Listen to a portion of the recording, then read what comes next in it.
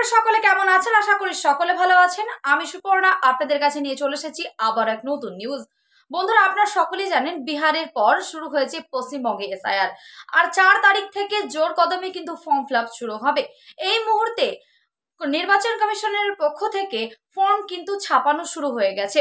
তো এই ফর্মটি আপনারা কি ভাবে ফিল আপ করবেন এবং যারা 1987 সালে জন্মগ্রহণ করেছে তারা কি ভাবে ফর্মটা ফিল আপ করবে এবং এই ফর্মের সাথে আপনাদেরকে কি ডকুমেন্টস দিতে হবে এবং তার সাথে আরো একটা কথা জানিয়ে রাখি, এই ফর্মটি আপনারা কোথা থেকে পাবেন সমস্তটাই আপনাদেরকে জানাবো এবং স্টেপ বাই স্টেপ আপনাদেরকে বুঝিয়ে দেবো এই ভিডিওর মাধ্যমে যে এই ফর্মটি কিভাবে ফিল আপ করবেন এবং কোথায় কোথায় কি বসাতে হবে। তো চলুন আগে জেনে নেওয়া যাক যে কি বলা হয়েছে। তার আগে বলে রাখি, যদি ভিডিওটি হেল্পফুল হয়ে থাকে অবশ্যই এটা লাইক করবেন, সাবস্ক্রাইব করে চ্যানেলটির পাশে থাকবেন, নিত্য রকম আপডেট ভিডিও পাওয়ার জন্য পাশে থাকা বেল আইকনটি অন করে রাখবেন। চলুন জানা যাক যে এই ফর্মটি কিভাবে ফিল আপ করবেন। আপনার ফর্মটি দেখতে পাচ্ছেন, তো এখানে দেখুন প্রথমে লেখা আছে যে ভারতের নির্বাচন কমিশন গণনা ফর্ম নেম কন্ট্যাক্ট বিএলও, অর্থাৎ বিএলও তরফে কিন্তু এই ফর্মটি আপনাদের দেওয়া হবে। এখানে 5টি ছক করা রয়েছে আর এই 4টি ছকে আপনাদেরকে কিছু করতে হবে না। আপনাদের পুরনো ভোটার কার্ডে যে ছবি রয়েছে সেটা কিন্তু এখানে দেওয়া থাকবে এবং যেখানে লাস্ট যে ছকটি দেখতে পাচ্ছেন এখানে সাম্প্রতিক ফটো সাটুন, অর্থাৎ আপনাদের এখনকার যে ছবি সেটা কিন্তু আপনাদেরকে এখানে দিয়ে দিতে হবে। পরবর্তীতে বলা হয়েছে জন্ম তারিখ, অর্থাৎ আপনাদের যে জন্ম তারিখ, মাস এবং বছর এটা কিন্তু লিখতে হবে। নিজের আধার নম্বর লিখবেন, তার সাথে মোবাইল নম্বর, যে মোবাইল নম্বরটা সক্রিয় আপনার কাছে এই মুহূর্তে চালু রয়েছে সেটি দেবেন। নিজের পিতার নাম দেবেন এবং তার সাথে আপনার পিতার যদি এপিক নম্বর থাকে বা ভোটার কার্ড থাকে তাতে এপিক নম্বর থাকবে সেটা দিয়ে দেবেন।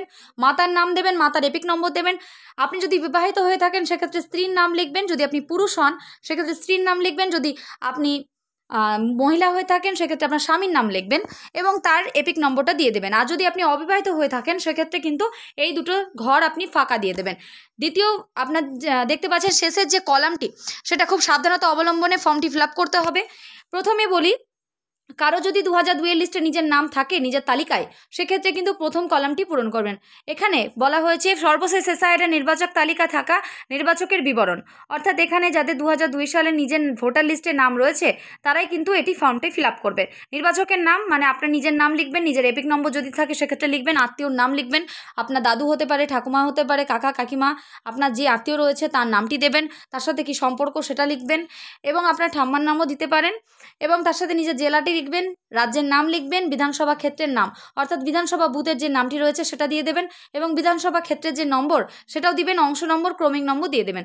এবার আসি দ্বিতীয় কলামে বলা হয়েছে আত্মীয় বিবরণ যার নাম পূর্ববর্তী কলামে সর্বশেষ এসআইআরে দেওয়া হয়েছে, অর্থাৎ আপনাদের যদি কারো 2002 সালে লিস্টে নিজের নাম না থাকে, মা বাবার থাকে, সেক্ষেত্রে দ্বিতীয় কলামটি পূরণ করতে হবে আপনাদেরকে। আমি আপনাদেরকে সমস্তটি দেখালাম এবং আরও একটা কথা বলে রাখি, যেভাবে আগের কলামটি দেখালাম সেমভাবে কিন্তু নাম মানে নিজের নাম লিখবেন, এপিক নম্বরটা দেবেন, আত্মীয়র নাম দেবেন, সম্পর্ক দেবেন। আপনার নিজের বাবা হতে পারে, বাবার নামটা দিয়ে দিলেন, তো সেখানে সম্পর্ক মানে আপনার বাবা হয় সেটা লিখবেন। জেলা মালদা, আমি এটা আপনাদেরকে বোঝানোর জন্য লিখেছি। রাজ্য, এখানে যদি ইংরেজিতে লেখা থাকে সেক্ষেত্রে ওয়েস্ট বেঙ্গল দেবেন, বাংলায় হলে পশ্চিমবঙ্গ দেবেন। ক্ষেত্রের নামটা দিয়ে দেবেন, বুথ মানে বিধানসভা বুথ যে নামটা সেটা কিন্তু দেবেন এবং বিধানসভা ক্ষেত্রের নম্বর দেবেন, অংশ নম্বর এবং ক্রমিক নম্বর। এখানে সমস্তটাই গেল।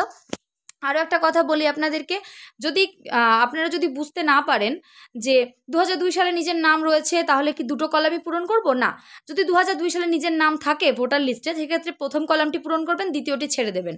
আর যদি 2002 লিস্টে নিজের নাম না থাকে সেক্ষেত্রে প্রথম কলামটি ছেড়ে দেবেন, দ্বিতীয়টি পূরণ করবেন। আপনারা সমস্তটাই দেখতে পেলেন যে কিভাবে কলামটি পূরণ করবেন এবং কোন কোন জায়গায় আপনাদেরকে লিখতে হবে। অবশ্যই নিজের এখনকার যে পাসপোর্ট সাইজের ফটো কিন্তু দেবেন, কারণ এই পাসপোর্ট সাইজের ফটোটাই কিন্তু আপনাদের নতুন যে ভোটার তালিকা হবে বা ভোটার কার্ড আসবে সেখানে কিন্তু সেই ছবিটাই দেওয়া থাকবে, পুরনো ছবি বাতিল করা হবে। আমি আপনাদেরকে সমস্তটাই বোঝালাম। দ্বিতীয় যে শেষ যে কলামটি ছিল যেখানে 2002 সালের লিস্টে আপনার নিজের নাম যদি থাকে প্রথম কলামটি পূরণ করবেন, যদি 2002 এর লিস্টে নিজের নাম না থাকে, মা বাবার থাকে, সেক্ষেত্রে দ্বিতীয় কলামটি পূরণ করবেন, প্রথম কলামটি ছেড়ে দেবেন।